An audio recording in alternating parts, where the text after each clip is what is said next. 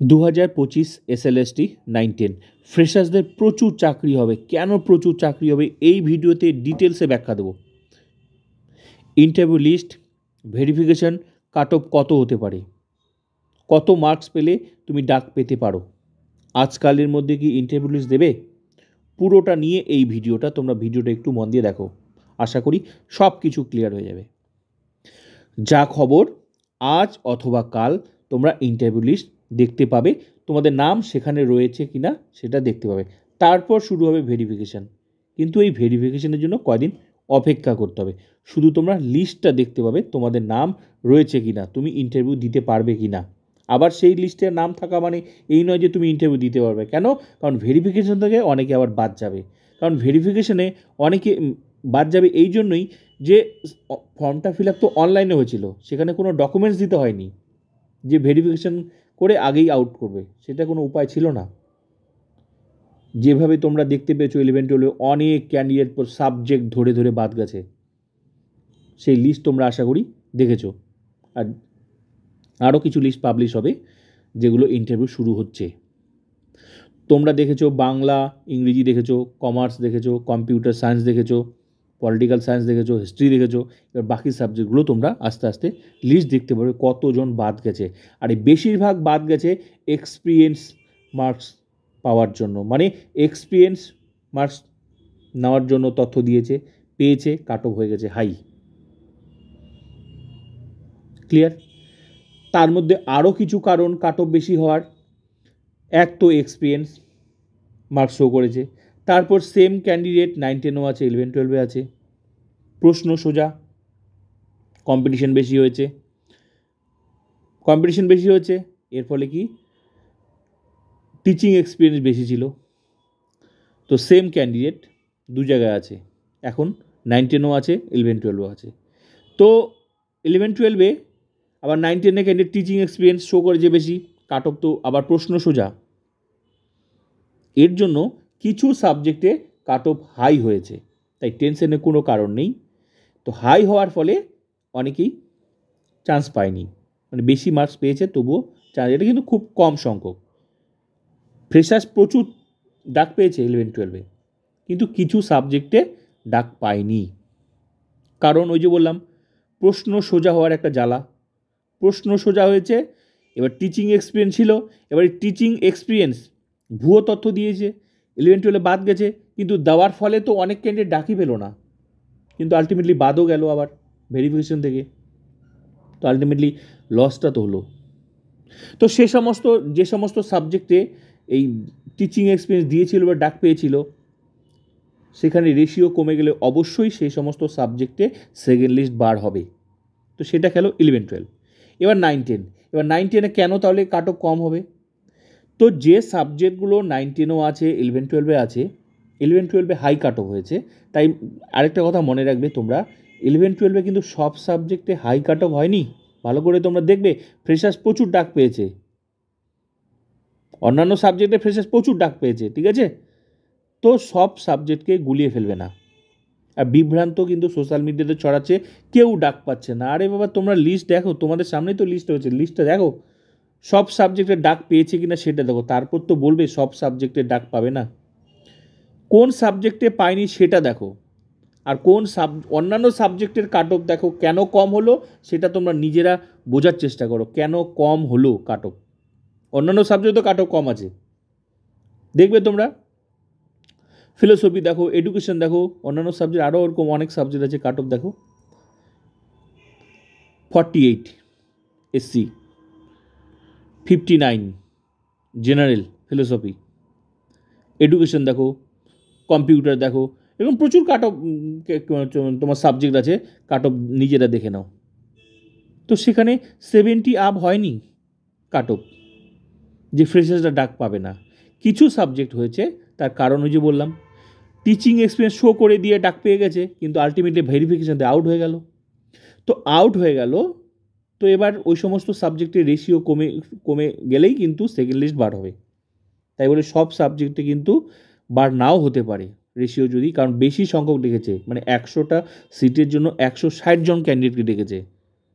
তো যখন রেশিও কমে যাবে তখন কিন্তু অবশ্যই কিন্তু সেকেন্ড লিস্টের জন্য তোমাদের অপেক্ষা করতে হবে। আর এটা কেউ বলতে পারবে না কোন সাবজেক্টে সেকেন্ড লিস্ট বার হবে, কেউ বলতে পারবে না। কিন্তু হ্যাঁ, প্রত্যেকটা সাবজেক্ট ধরে ধরে বাদ যাচ্ছে। যে কটা সাবজেক্ট, 6টা সাবজেক্ট আশা করি তোমরা দেখে নিয়েছো, Bangla, English, commerce, computer science, history, political science, এগুলো তোমরা লিস্ট দেখে নিয়েছো, অনেক ক্যান্ডিডেট বাদ গেছে। ক্লিয়ার? তো এবার হচ্ছে কাট অফ। তাহলে 11-12-এর সঙ্গে 9-10কে গুলিয়ে ফেলবে না, কারণ 11-12-এ যে ভুলটা হয়েছে, এই যে ভেরিফিকেশন থেকে সেম ক্যান্ডিডেট এবার 11-12-এ যে ক্যান্ডিডেটগুলো ছিল ভেরিফিকেশন হলো বাদ গেল, ওই সমস্ত ক্যান্ডিডেট এবার 9-10-এর যে সাবজেক্টগুলো আছে সেখানেও আছে ক্যান্ডিডেট ওরা। এবার ওই সমস্ত ক্যান্ডিডেট যেখানে সেম জায়গা ছিল, যে তথ্য দেওয়ার জন্য 9-10-এ বাদ গেছে, সেগুলো ঝালাই ফালাই করে নিচ্ছে আগেই, যে এই তথ্য তো ও এখানেও দেবে 9-10-এ, যাতে ও আগেই ওকে যাতে বাদ দেওয়া যেতে পারে, সেরকমও কিন্তু শোনা গিয়েছিল। এটাও হতে পারে। এই জন্য ভালো করে ভেরিফিকেশন করে দেখছে যে সমস্ত ক্যান্ডিডেটগুলো একবার অলরেডি ভেরিফিকেশন হয়ে গেছে, হ্যাঁ, সে যাতে এখানে তার জন্য যাতে অপর ক্যান্ডিডেটের ক্ষতি না হয়, মানে রেশিও পূরণ করার জন্য আবার যাতে সেকেন্ড লিস্ট বার করতে না হয়, সেটা কিন্তু দেখছে। এর ফলেও একটা কাট অফ কিন্তু কমবে। আরেকটা জিনিস, তোমার সিট সংখ্যা কিন্তু প্রচুর আছে, সিট সংখ্যা কিন্তু প্রচুর আছে। 11-12-এর যে সাবজেক্টগুলোতে তোমরা দেখেছো কাট অফ হাই, এক তো 9-10 সাবজেক্ট, 11-12 সেম সাবজেক্ট আছে, টিচিং এক্সপিরিয়েন্স দু জায়গায় আছে, টিচিং এক্সপিরিয়েন্স দেওয়ার জন্য হাই কাট অফ হয়ে গেছে, আবার হাই কাট অফ হলো কিন্তু শেষমেশ আবার রক্ষাও পেল না, ভেরিফিকেশনতে আউটও হয়ে গেল ওই ক্যান্ডিডেট, মানে 11-12-এর যে সমস্ত সাবজেক্টে হাই কাট অফ হয়েছে বাদ চলে গেল। এবার ওই ক্যান্ডিডেট তো আবার পড়ে আছে 9-10-এর জন্য, সেম যদি ওই কাট অফের জন্য যদি ও ডাক পেয়ে থাকে 9-10-এ, তাহলে ওই হাই কাট অফ হওয়ার কথা ছিল, যদি কিন্তু দেখলো যে এই ক্যান্ডিডেট তো 11-12-এ বাদ চলে গেছে, মানে এই মার্কস শো করার জন্য তো হাই কাট অফ হয়েছিল, কিন্তু ওই ক্যান্ডিডেট তো আবার এই একই তথ্য 9-10-এ যদি ডাক পায়, তাহলে ও তো আবার একই তথ্য শেয়ার করবে, তার মানে ওকে তো আবার বাদ দিতে হবে। তো এটা যাতে পুনরাবৃত্তি না হয়, অলরেডি আগে থেকে যেহেতু ওই তথ্য অলরেডি এসএসসির কাছে আছে, ভেরিফিকেশন হয়েছে 11-12 সেম ক্যান্ডিডেট, ওরা কিন্তু শুরুতেই কিন্তু বাদ চলে যাবে। ভালো করে দেখবে বিষয়টা, যদি ওই কাট অফে থাকেও, মানে ওই মার্কস না নেওয়ার জন্য যদি থাকে, মানে ওই টিচিং এক্সপিরিয়েন্স বাদ দিয়ে যে সমস্ত ভুয়ো তথ্য ধরা পড়েছে 11-12-এ, সে সমস্ত তথ্য বাদ দিয়ে যদি ও ক্যাটাগরিতে থাকে তো অবশ্যই থাকবে, আর যদি ওই তথ্যের ভিত্তিতেও কাট অফে আসে তাহলে কিন্তু শুরুতেই বাদ চলে যাবে। তাহলে এখানেও কিন্তু একটা কাট অফ কমে যাচ্ছে 9-10-এ। আরেকটা জিনিস, সিট বেশি, তোমরা ভালো করে দেখবে 11-12-এ সিট 11-12-এর থেকে 9-10-এর সিট কিন্তু প্রচুর প্রচুর প্রচুর বেশি। আর এই জায়গাটাতে অনেকে বুঝতে পারছে না, সিট বেশি মানে কাট অফ কমবে, যে বেশি মার্কস পেয়েছে তারটা কাট অফ সিলেক্ট হয় না, ওই রেশিও পূরণ করার জন্য 100টা সিট পূরণ করার জন্য 160 জনকে ডাকবে, এবার ওই 160 জনকে ডাকতে গিয়ে যে কাট অফটা নিচে নামাবে সেই মার্কসে আবার যতজন থাকবে ততজন, তার মানে সবচেয়ে লোয়েস্ট যে মার্কস সেটাকে কাট অফ ধরা হয়, মানে ওই রেশিও পূরণ করার জন্য, সিট পূরণ করার জন্য। তাহলে ওই কাট অফটাতে সিলেক্ট হতে এবং যতজন থাকবে ওই মার্কসে ততজনকেই ডাকা হবে। তাই বেশি মার্কস বেশি কাট অফ কখনোই হবে না, 11-12-এর মতো কাট অফ হবে না। কতগুলো কারণে কাট অফ কমবে, এই যে বললাম, একটা সিট বেশি, দ্বিতীয়ত ভুয়ো তথ্য দেওয়ার জন্য 11-12-এ গেছে, তো এই সমস্ত ক্যান্ডিডেট এখানে কিন্তু বাদ যাবে, মানে ওই যে ডেটার জন্য ওখানে বাদ গেছে সেটার জন্য আগে থেকেই বাদ চলে যাচ্ছে, তাহলে এই কাট অফটা অলরেডি আরও কমে যাবে, যাতে ওকে দ্বিতীয়বার ওকে বাদ বাদ দিয়ে আবার নতুন করে তার রেশিও পূরণ করতে হবে, সেই জায়গাটা যাতে না আসে। ক্লিয়ার? তো এরকম অনেক তথ্য যেগুলোর জন্য 11-12 থেকে বাদ গেছে, সেগুলো এখানে যাতে পুনরাবৃত্তি না হয় সেটা কিন্তু আশা করি দেখবে। তো এই জন্য বলা যায় যে ফ্রেশার্সরা প্রচুর। আরেকটা জিনিস, এই যে অনেকে বলছে না সোশ্যাল মিডিয়াতে প্রচুর ইন সার্ভিস আছে, তাদের জন্য হাই কাট অফ হবে। কতগুলো কারণে কাট অফ কমছে, সঙ্গে ফ্রেশার্সরা চাকরি পাবে, আমি সেটাই বলছি। এবার এই যে অনেকে বলছে না প্রচুর টিচার আছে যারা হচ্ছে এক্সপিরিয়েন্স পাচ্ছে, যাদের জন্য ফ্রেশার্সরা ওরকম চাকরি পাবে না। আরে বাবা, রুলস তৈরি করেছে এসএসসি সরকার, ক্লিয়ার? এবার যে রুলস নিজে তৈরি করেছে, কোর্ট কেস যতই হোক না কেন, তোমরা 11-12-এর বাদের লিস্টটা দেখেছো, কারা কারা বাদ গেছে, কী কারণে বাদ গেছে, কারেন্ট স্ট্যাটাস দেখেছো? এই যে তোমরা দেখে নাও, এটা ভালো করে দেখে নাও, তারপর আমি তোমাদের ব্যাখ্যা দিচ্ছি। এই যে কারেন্ট স্ট্যাটাস দেখো, কী লেখা আছে এখানে, কী আছে, not in cut off due to change of experience marks, previous experience score 10 ছিল, current experience score 0, total marks 61, cut off আছে 68। তাহলে এই যে এখানে দেখছো না, এটা হচ্ছে 11-12 বাদ গেছে। তোমরা এখানে ভালো করে জিনিসটা বোঝার চেষ্টা করবে। যারা যারা বাদ গেছে না তাদেরকে এরকম বাদের লিস্টে কারেন্ট স্ট্যাটাসে লিখে দিয়েছে ওর টোটাল স্কোর কত, 61, আর ও যে সাবজেক্টে ডাক পেয়েছিল ওটাতে কাট অফ হয়েছে 68-এ। আর ওর কেন ডাক পেয়েছিল, কারণ ওর টিচিং এক্সপিরিয়েন্স ছিল তোমার হচ্ছে কত, হ্যাঁ 10 মার্কস ছিল, তাহলে কত হয়েছিল, 60, 70, 71 হয়েছিল। ওর টিচিং এক্সপিরিয়েন্স দেওয়ার জন্য 71 হয়েছিল 11-12 এটা।